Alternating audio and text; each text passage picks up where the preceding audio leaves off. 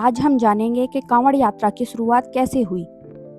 हर हर महादेव भक्तों, हर साल सावन का महीना आते ही भारत की सड़कें भगवा रंग में रंग जाती हैं। लाखों श्रद्धालु अपने कंधों पर कांवड़ उठाए नंगे पांव बोल बम और हर हर महादेव के जयघोष के साथ सैकड़ों किलोमीटर की यात्रा करते दिखाई देते हैं।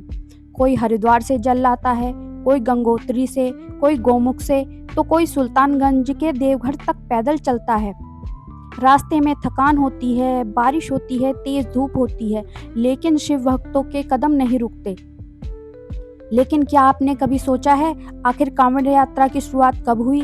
सबसे पहले कांवड़ किसने उठाई थी? क्या यह परंपरा भगवान शिव के समय से चली आ रही है या बाद में शुरू हुई? और क्यों सावन के महीने में भगवान शिव को गंगा जल चढ़ाया जाता है? इन्हीं सब प्रश्नों के उत्तर हमें पौराणिक कथाओं, धार्मिक मान्यताओं और भारतीय परंपराओं में मिलते हैं। ध्यान देने वाली बात यह है कि कांवड़ यात्रा की उत्पत्ति के बारे में एक ही कथा नहीं है। अलग अलग पुराणों, लोक परंपराओं और क्षेत्रों में कई मान्यताएं प्रचलित हैं। इसलिए इस पूरी श्रृंखला में हम हर प्रमुख मान्यता को अलग अलग समझेंगे। जहाँ कोई बात पौराणिक मान्यता की है उसे उसी रूप में बताएंगे और जहाँ ऐतिहासिक जानकारी उपलब्ध है उसे अलग से समझेंगे। इस बात की शुरुआत होती है उस घटना से जिसने पूरी सृष्टि को संकट में डाल दिया था, यानी समुद्र मंथन। समुद्र मंथन जब ब्रह्मांड संकट में पड़ गया था। पौराणिक मान्यता के अनुसार एक समय ऐसा आया जब देवताओं की शक्तियां क्षीण हो गई थी।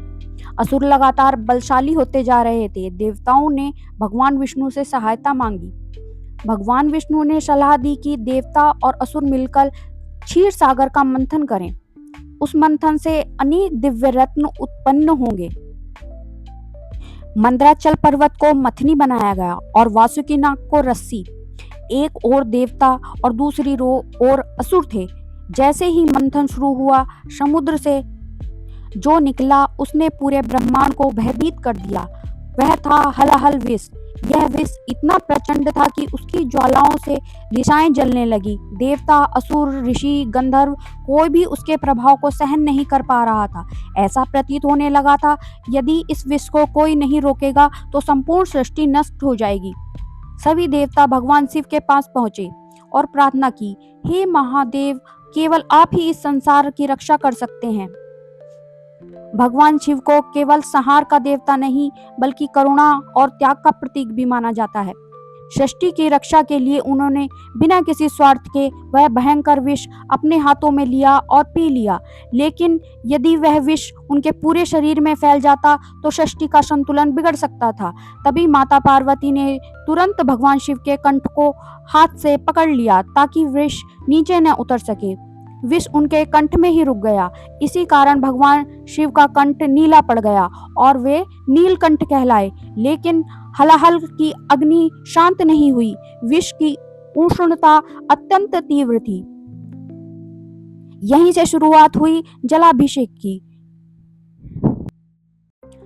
कहा जाता है कि भगवान शिव के शरीर में हलाहल विष की ज्वाला धधक रही थी। तब देवताओं, ऋषियों और भक्तों ने उन्हें शीतलता प्रदान करने के लिए पवित्र नदियों का जल अर्पित किया। विशेष रूप से गंगा का जल सबसे पवित्र और शीतल माना गया है। शिव पर जल की निरंतर धारा चढ़ाई गई। धार्मिक मान्यता है कि इसी घटना के बाद शिवलिंग पर जलाभिषेक की परंपरा का विस्तार हुआ। हालांकि यह स्पष्ट करना आवश्यक है कि विभिन्न पुराणों और परंपराओं में इस कथा के विवरण अलग अलग मिलते हैं। सभी स्रोत एक जैसी बात नहीं कहते, लेकिन शिव पर जल चढ़ाने की परंपरा को इस कथा से जोड़कर व्यापक रूप से देखा जाता है। यही कारण है कि आज भी सावन के महीने में लाखों श्रद्धालु पवित्र नदियों से जल लाकर भगवान का अभिषेक करते हैं। लेकिन प्रश्न अभी बाकी है, यदि जलाभिषेक की परंपरा वहीं से शुरू हुई तो कंधे पर कांवड़ लाकर जल लाने की शुरुआत किसने की? क्या सबसे पहले भगवान परशुराम ने कांवड़ उठाई या फिर रावण ने, या इसका संबंध किसी और प्राचीन परंपरा से है? अब सबसे बड़ा प्रश्न आता है, क्या उसी समय कांवड़ यात्रा की शुरुआत हो गई थी? इस प्रश्न का उत्तर सीधा हाँ या ना में नहीं दिया जा सकता। धार्मिक ग्रंथों और लोक परंपराओं में कांवड़ यात्रा की शुरुआत को लेकर कई अलग अलग मान्यताएं मिलती हैं। आइए इन्हें एक एक कर समझते हैं। पहली मान्यता, भगवान परशुराम और पहली कांवड़। उत्तर भारत में सबसे प्रसिद्ध मान्यता यह है कि भगवान परशुराम सबसे पहले शिव जी के लिए गंगा जल लेकर आए थे। कथा के अनुसार भगवान परशुराम भगवान शिव के परम भक्त थे। वे प्रतिदिन शिव जी की आराधना करते थे और उनका अभिषेक पवित्र जल से करना चाहते थे।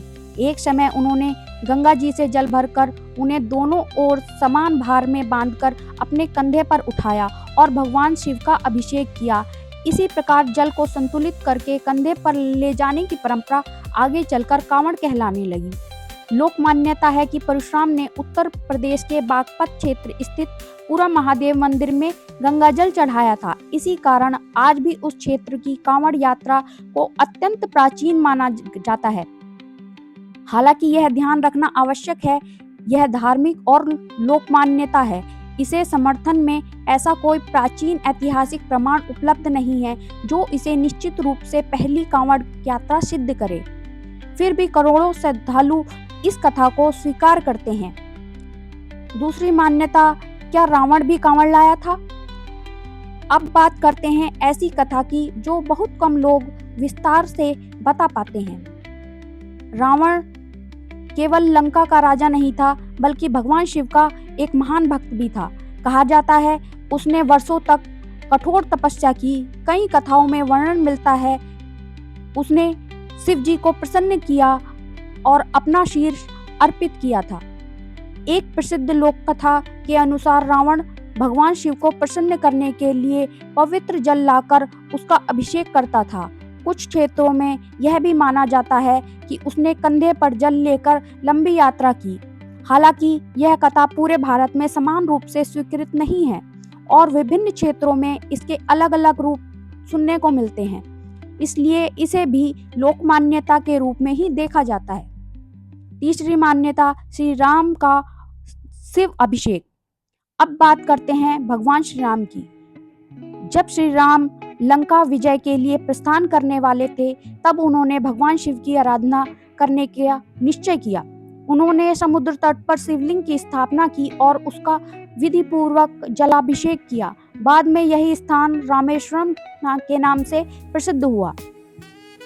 धार्मिक मान्यता है कि भगवान श्री राम ने विजय से पहले शिव का आशीर्वाद प्राप्त करने के लिए उनसे सफलता की प्रार्थना की थी। यद्यपि इस कथा में कांवड़ शब्द का उल्लेख नहीं मिलता, लेकिन शिव को पवित्र जल अर्पित करने की परंपरा का महत्व स्पष्ट रूप से दिखाई देता है। आखिर अलग अलग कथाएं क्यों हैं? यह प्रश्न स्वाभाविक है। यदि कांवड़ की शुरुआत एक ही व्यक्ति ने की थी, तो इतनी अलग अलग कथाएं क्यों मिलती हैं? इसका उत्तर भारतीय संस्कृति की विविधता में छिपा है। भारत में अनेक पुराण, अनेक तीर्थ, अनेक परंपराएं और अनेक लोक कथाएं हैं। अलग अलग क्षेत्रों में अपने अपने आराध्य स्थानीय इतिहास और परंपराओं के आधार पर कांवड़ यात्रा की उत्पत्ति को समझा गया है। इसी कारण हमने परशुराम, रावण, श्री राम और अन्य महापुरुषों की कथाएं सुनने को मिलती हैं। इन सभी कथाओं का एक साझा संदेश है, भगवान शिव के प्रति अटूट श्रद्धा, तप, त्याग और जलाभिषेक का महत्व। भक्तों, अगर आपको हमारे द्वारा दी गई ये जानकारी और ये कथा पसंद आई हो तो वीडियो को लाइक करें, हमारे चैनल शुद्ध भक्ति को सब्सक्राइब करें। हर हर महादेव भक्तों।